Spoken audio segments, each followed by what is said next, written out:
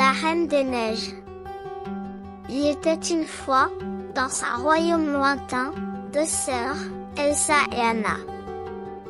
Elsa, l'aînée, possédait des pouvoirs magiques qui lui permettaient de créer de la glace et de la neige.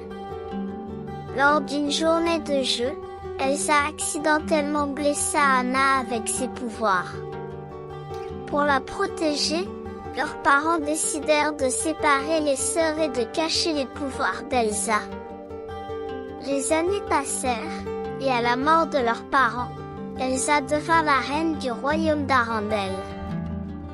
Lors de son couronnement, la tension entre les sœurs, séparées depuis longtemps, éclata. Elsa, débordée par ses pouvoirs qu'elle tentait de cacher, provoqua un hiver éternel involontaire et s'enfuit dans les montagnes isolées. Anna, déterminée à ramener l'été et à retrouver sa sœur, partit à sa recherche. En chemin, elle rencontra Christophe, un montagnard, son reine Sven, et Olaf, un bonhomme de neige magique créé par Elsa dans son enfance. Ensemble, ils entreprirent un voyage périlleux pour trouver Elsa. Pendant ce temps, Elsa, se sentant incomprise, construisit un palais de glace spectaculaire où elle espérait vivre en paix. Cependant, le froid glacial menaçait Arendelle, et Anna se lança dans une course contre la montre pour convaincre Elsa de lever le sort. Lorsque les sœurs se retrouvèrent, Elsa perdit le contrôle de ses pouvoirs, créant accidentellement un monstre de glace. Anna, prête à tout pour sauver sa sœur, se sacrifia pour la protéger. L'amour désintéressé d'Anna rompit la malédiction, et la chaleur de son cœur réchauffa Arendelle. La Reine des Neiges réalisa que l'amour était la clé de ses pouvoirs. Elsa et Anna, réconciliées, ramenèrent l'été à Arendelle. La magie de l'amour fraternel triompha sur le froid de l'hiver, et le royaume connut la paix.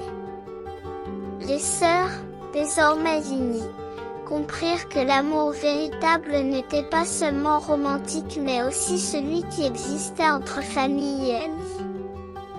Elsa régna en tant que reine, utilisant ses pouvoirs pour le bien du royaume, tandis qu'Anna partageait sa vie avec Christophe, et Olaf continuait à apporter la joie avec son enthousiasme sans fin.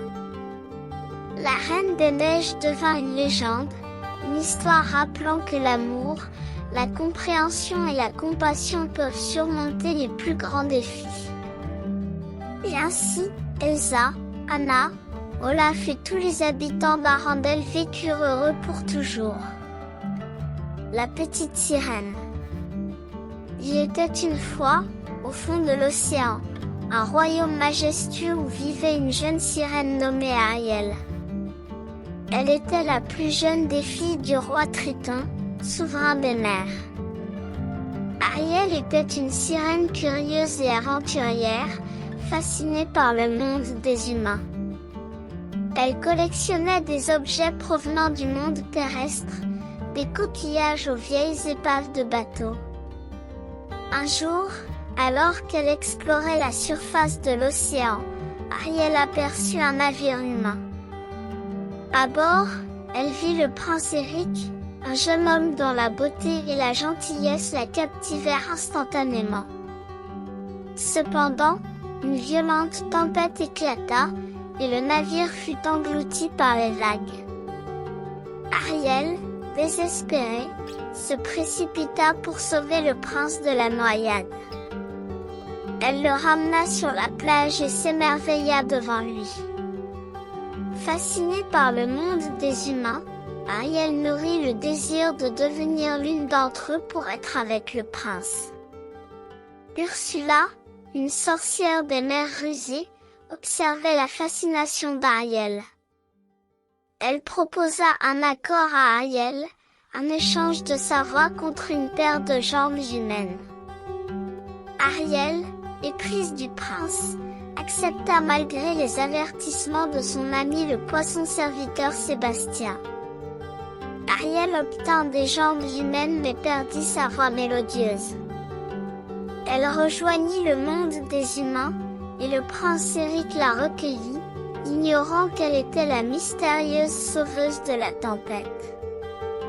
Bien qu'ils partageassent des moments tendres, la communication sans voix posa des défis.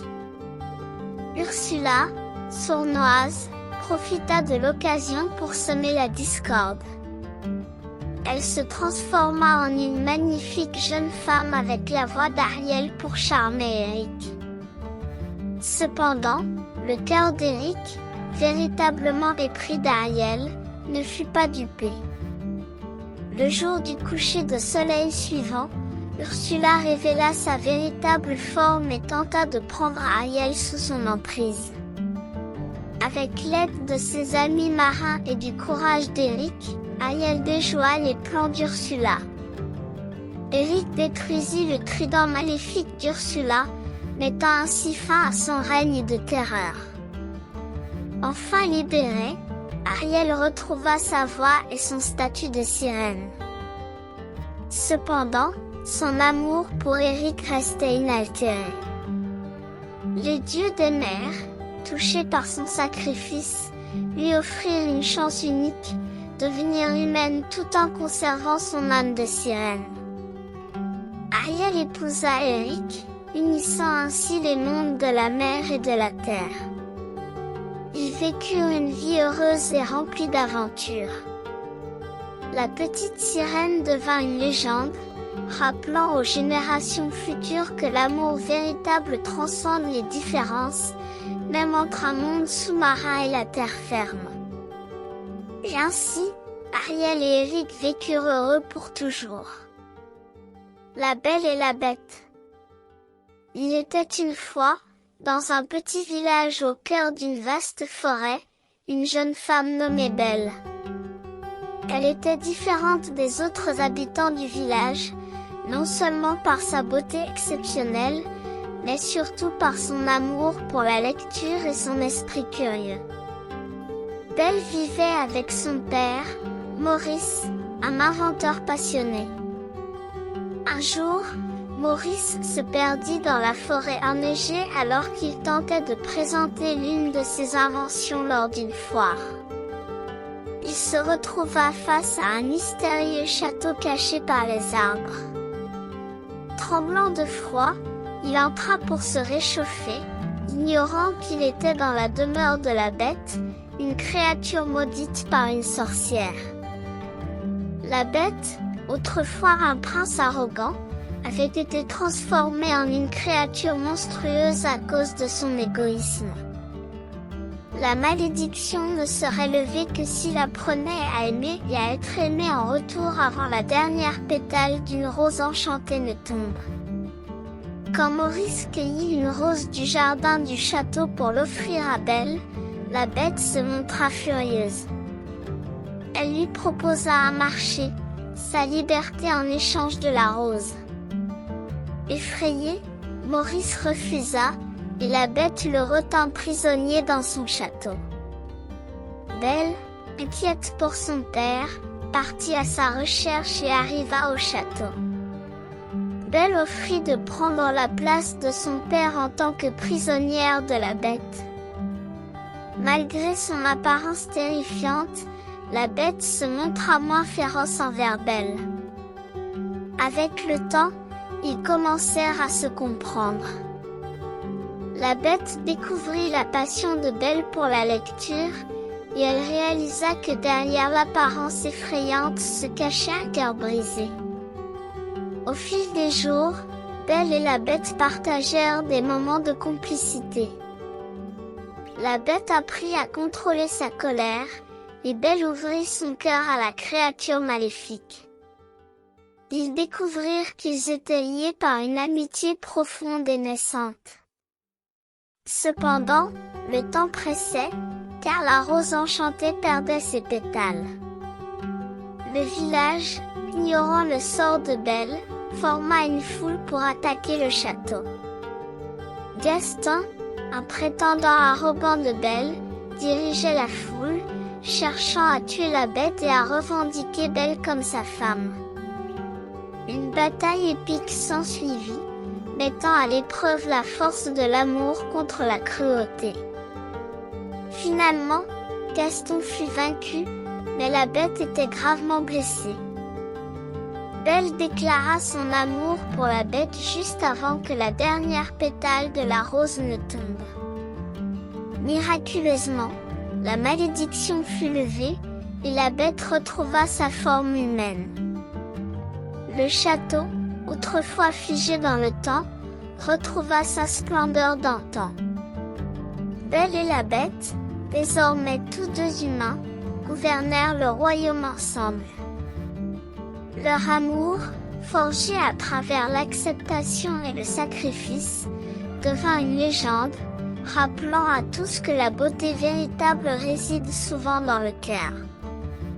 Et ainsi, Belle et la bête vécurent heureux pour toujours. Cendrillon. Il était une fois, dans un royaume lointain, une jeune fille nommée Ella. Sa mère adorée était tombée malade. Sur son lit de mort, lui avait murmuré ces derniers mots: « Sois courageuse et bienveillante, ma chère Ella, et la magie de la vie te sourira toujours. » Ella, le cœur lourd de chagrin, essayait de vivre selon ces paroles. Cependant, le destin lui réservait des épreuves difficiles. Peu de temps après la mort de sa mère, son père se remaria avec une femme hautaine et égoïste, Edith Romaine. Elle avait deux filles, Anastasia et Drizella, qui partageaient malheureusement le même caractère méprisant que leur mère. Ella était une jeune fille douce et gentille, aimée par tous ceux qui la connaissaient. Cependant, sa belle-mère et ses demi-sœurs ne voyaient en elle qu'une servante. Elles la surnommèrent Cendrillon, en raison de la cendre qui la couvrait après avoir travaillé près de la cheminée. Un jour, le roi annonça un grand bal au palais, auquel toutes les jeunes filles du royaume étaient invitées. Cendrillon rêvait en secret d'y assister, mais Edith Romaine l'interdit catégoriquement. Elle ne voulait pas que la beauté de Cendrillon éclipse celle de ses propres filles. Heureusement, une fée marraine magique, qui avait observé la gentillesse de Cendrillon, décida d'intervenir. Elle transforma une citrouille en un somptueux carrosse, les souris en chevaux, et la vieille robe de Cendrillon en une magnifique robe de bal scintillante. Cendrillon, éblouissante de beauté, se rendit au bal, mais sa fée marraine la prévint, la magie prendrait fin à minuit. Au bal, elle attira l'attention du prince, et ils dansèrent toute la nuit. Cependant, elle s'enfuit précipitamment lorsque l'horloge sonna 12 coups. Le prince, épris de la mystérieuse inconnue, entreprit une quête pour la retrouver. Pendant ce temps, Cendrillon, de retour à sa vie de servitude, ne pouvait oublier la merveilleuse soirée qu'elle avait vécue. Le prince, déterminé à retrouver celle qu'il aimait, organisa un deuxième bal. Encore une fois, Cendrillon se rendit au bal, mais cette fois, le prince la reconnut. Ils se déclarèrent leur amour, et le royaume célébra un mariage somptueux. Cendrillon, autrefois une servante malheureuse, devint la princesse du royaume, rappelant à tous que la gentillesse et le courage sont récompensés, même dans un monde où la magie existe. Et ils vécurent heureux pour toujours. La petite fille Élise. Il était une fois, dans un lointain royaume, une petite fille nommée Élise. Elle vivait dans un petit village entouré de forêts enchantées et de montagnes majestueuses. Élise était une enfant curieuse et intrépide, toujours avide d'aventure. Un jour, alors qu'elle se promenait dans la forêt, Élise découvrit une porte mystérieuse au pied d'un vieux chêne. Poussée par la curiosité, elle l'ouvrit délicatement et se retrouva transportée dans un monde magique rempli de créatures étonnantes. Le chemin devant elle était illuminé par des lucioles étincelantes, et des fleurs aux couleurs éclatantes bordaient le sentier. Élise rencontra une fée bienveillante du nom d'Aurora, qui lui expliqua que ce monde magique était en réalité le royaume des rêves, accessible uniquement par ceux qui avaient un cœur pur. Aurora accompagna Élise à travers les vallées enchantées, les rivières de lumière et les collines de sucre. Elles rencontrèrent des animaux parlants et des arbres qui chantaient des mélodies joyeuses. Chaque pas d'Élise dans ce royaume féerique faisait naître des étoiles scintillantes sous ses pieds. Cependant, le royaume des rêves était menacé par un sorcier maléfique qui voulait plonger le monde dans l'obscurité. Élise, guidée par Aurora, décida de relever le défi. Ensemble, elles partirent à la recherche d'objets magiques dispersés à travers le royaume, qui pouvaient contrer les pouvoirs maléfiques du sorcier. Au fil de leur quête, Élise rencontra des amis extraordinaires qui l'aidèrent dans sa mission. Un dragon doux qui crachait des bulles de savon magique, une licorne aux sabots d'argent, et un petit lutin farceur. Chacun apporta son propre don spécial pour aider Élise à surmonter les obstacles. Finalement, Élise et ses amis réussirent à réunir les objets magiques et à affronter le sorcier maléfique. Grâce à la puissance de l'amitié, de l'amour et de la magie, le sorcier fut vaincu, et la lumière et la joie furent restaurées dans le royaume des rêves. En reconnaissance de son courage et de sa gentillesse, Élise reçut une baguette magique des mains d'Aurora. Elle pouvait maintenant retourner dans le monde réel tout en gardant la magie du royaume des rêves dans son cœur.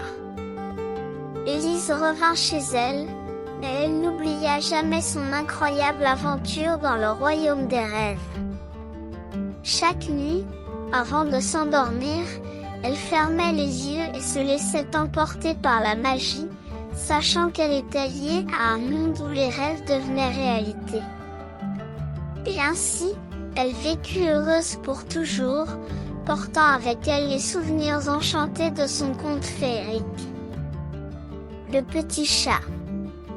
Il était une fois, dans une petite rue bordée d'arbres et de maisons chaleureuses, un chaton du nom de Whisker. Whisker était un chaton espiègle au pelage tigré et aux yeux verts pétillants. Il vivait avec sa famille adoptive, une gentille dame du nom de Madame Johnson, qui adorait les chats. Whisker était un chat curieux et aventurier.